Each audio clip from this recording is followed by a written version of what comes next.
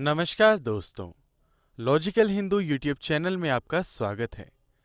हिंदू धर्म में किन्नर को विशेष स्थान दिया गया है। महाभारत हो या रामायण, किन्नरों का विशेष महत्व रहा है। हालांकि इस कलयुग में किन्नरों को घृणा से देखा जाता है और बहुत कम लोग इनकी शक्तियों को समझ पाए। किन्नर की दुआ जितनी भाग्यशाली हो सकती है, उसकी बद्दुआ उतनी ही घातक।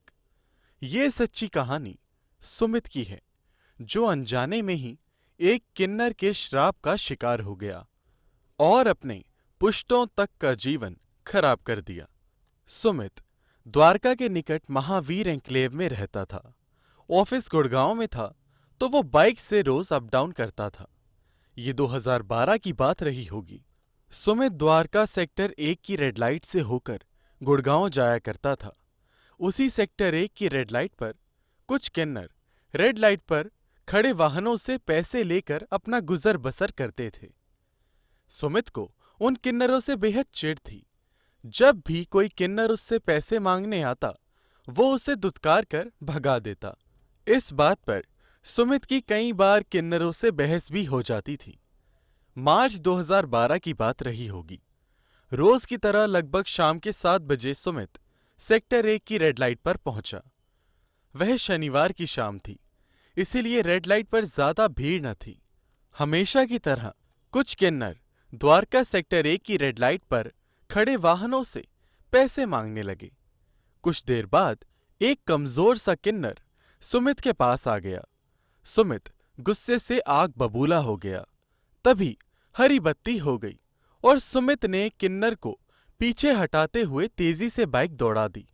उस कमजोर किन्नर का संतुलन बिगड़ गया और सड़क पर गिर गया और पीछे से तेजी से आ रही एक आरटीवी ने उसे कुचल दिया और उसका सर खरबूजे की तरह पिस गया और वो वहीं मर गया। सुमित को अंदाजा हो गया था कि पीछे क्या हुआ है, पर उसने परवाह नहीं की और आगे बढ़ गया। उसके साथ मौजूद किन्नरों ने शोर मचा दिया और सड़क पर ही रोना धोना शुरू कर दिया और सुमित को बुरा भला कहने लगे। उस रात न जाने क्यों सुमित को भी नींद ना आई। पुलिस के डर से सुमित अब दूसरे रास्ते से ऑफिस जाने लगा। पर अब सुमित को किन्नरों का खौफ खाने लगा। जहां पर भी वो किसी किन्नर को देखता, उसके हाथ पैर फूलने लगते। अब उसके सपने में वो कमजोर किन्नर नग्न अवस्था में दिखने लगा।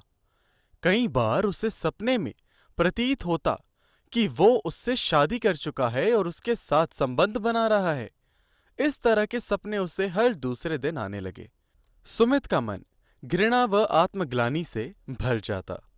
पर यह तो शुरुआत भर थी। आगे तो सुमित के साथ और भी बुरा होने वाला था।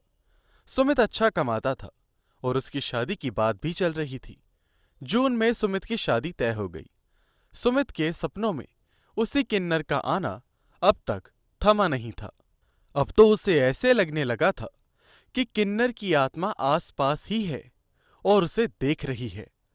सुमित की तबीयत दिन प्रतिदिन बिगड़ती जा रही थी।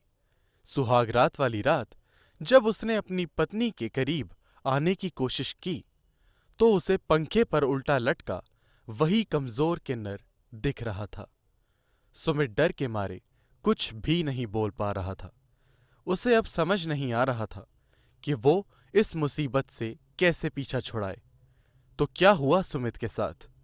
क्या वो जिंदा बच पाया या फिर किन्नर से भी बदतर मौत मरा? जानने के लिए देखिएगा इस कहानी का आखिरी भाग, जो जल्द ही अपलोड किया जाएगा। मैं आशा करता हूं आपको यह वीडियो पसंद आई होगी। कृपया हमारे चैनल को सब्सक्राइब करें। धन्यवाद।